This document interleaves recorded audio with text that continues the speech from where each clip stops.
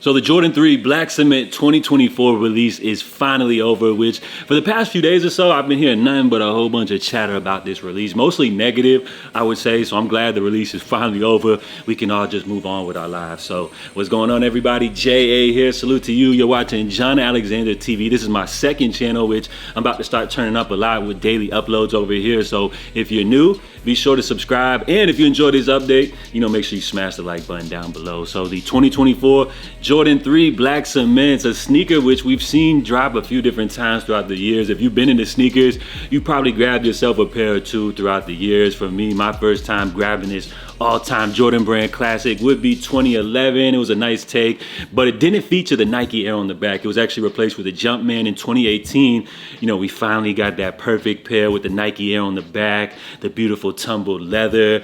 And I would say that pair was probably like chef's kiss, but then here for this 2024 version, it does feature a more like smooth leather finish versus the tumbled leather, which to me, I feel like it gives off like a cheap, almost like cardboard look type of feel to it. But then again, that take is a little more true to the OG. So it's kind of like tomato. It's kind of your preference or whatever. So as far as this release right here, you also got people complaining about the elephant print, the cement print being off, which I mentioned like a couple of weeks back. I actually made a full video on my main channel where I was saying that, you could complain about defects such as like quality control issues when it comes to like threads missing, glue stains, things like that. But when it comes to the cement print being off, you're just nitpicking. As far as like Jordan 3s throughout the years, I want to say that as far as the quality or like the cement prints, they've never been consistent throughout the years. So if you've been into sneakers, that's really nothing to complain about, but of course it is a big topic of conversation. Now, as far as this release, we did actually see Nike shock drop these via the sneakers app.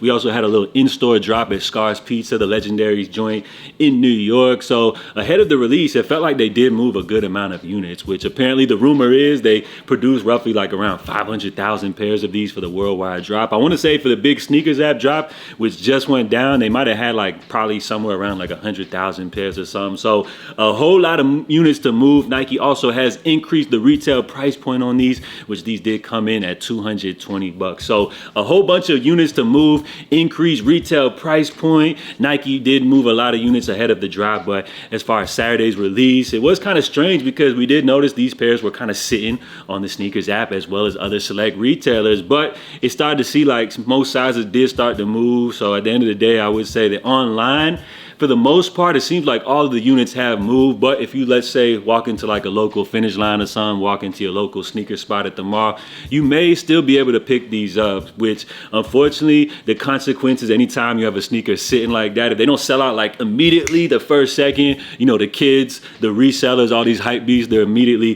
going to go ahead and call these bricks. Now, anytime you call a sneaker a brick, for the people that actually love them, they're gonna feel like that's a fighting word right there, because the word bricks has got like a negative kind of meaning behind it. But at the end of the day, it's really just describing if a sneaker has resale value or not. You see, sneakers, they've always had resale value, but it wasn't until like the StockX Go app started to come in where we started to see this big like resale bubble. Also during the pandemic, everybody was trying to get into this resale game. So these people aren't really in it for the passion of sneakers, but they're more so in it to just for the passion of reselling. And with Nike upping their stock numbers, upping the retail price point, they kind of cut out the middleman, not leaving them really much room to make these profit margins. So for the most part, this entire year, we've seen several Jordan brand classics, which if they would have dropped like a few years back, would have been instant sellouts, had crazy resale value. But now we're seeing a lot of these pairs sitting, and in return, the kids, the hype beast resellers, they're labeling these sneakers brick. So is the 2024 Jordan 3 Black Cements a brick? I mean, it's kind of just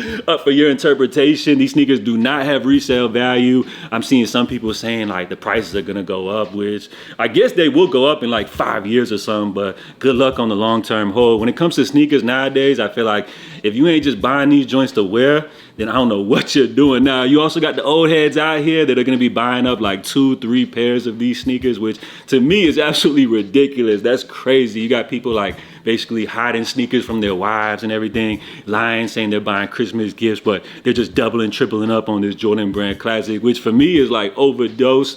These joints are not that great. I mean, they are a classic, but then again, it's like, how many times have you worn these sneakers throughout the years? For me, I got plenty of love out of my my 2011 pair, and I really don't feel the urge to go back and like buy these joints again. But don't get it twisted, this is still a great sneaker, an all-time Jordan brand classic. Some people would argue top 5 Jordan retro release of all time. So I'm really happy for everybody that was able to grab their pair. If you weren't able to secure a pair of these, I don't know what you're doing with yourself, because it felt like these were a pretty easy cop for anybody that was trying to grab them. So hopefully you guys are excited to grab these as I did when I secured my pair back in 2011. A great sneaker, all-time Jordan brand classic. So comment down below, was this your first time grabbing these, or if you got secured a pair throughout the years, or you guys just grabbing a pair for nostalgia? Maybe you were never able to get a pair back in the day, and now you were able to finally secure your Grail sneaker. So comment down below, let me know what y'all think about that. As far as calling these joints bricks, can we still use that term, even though we know that essentially no GR Jordan release this year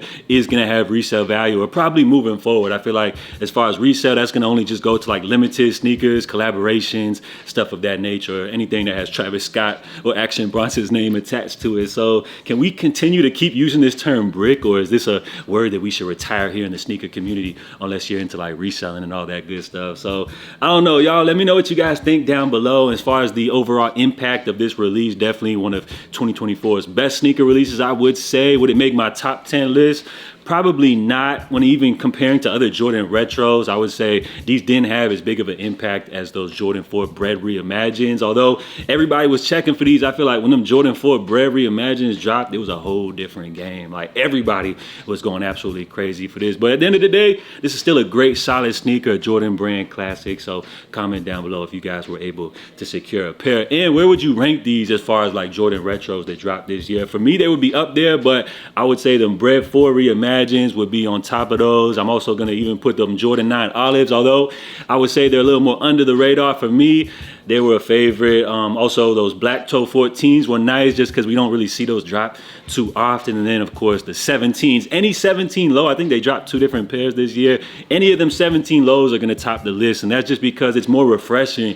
I feel like we see 3s drop all the time. We see these black cement 3s drop like every 5 years or so. And other models such as Jordans 15 and up, you know, are so underappreciated. Some have been vaulted, never to actually be retro. So when we see a pair like the 17 lows drop, I feel like it makes a lot more noise. And for someone like me that's just been collecting sneakers for so many years, been rocking J's since I was a kid, I feel like something like that is a lot more exciting and refreshing for me. But that's just my take on this. Just wanted to ramble with you guys on this release because I'm just happy it's finally over, because I'm just tired of hearing everybody complain about these joints right here. So hopefully you secured your pair. Go ahead and drop your feedback down below. Plus, if you enjoyed this upload, make sure you smash the like button. So I'm JA signing off on John Alexander TV, and I'll be back to check in with you guys soon. So stay safe, stay blessed. I'm out.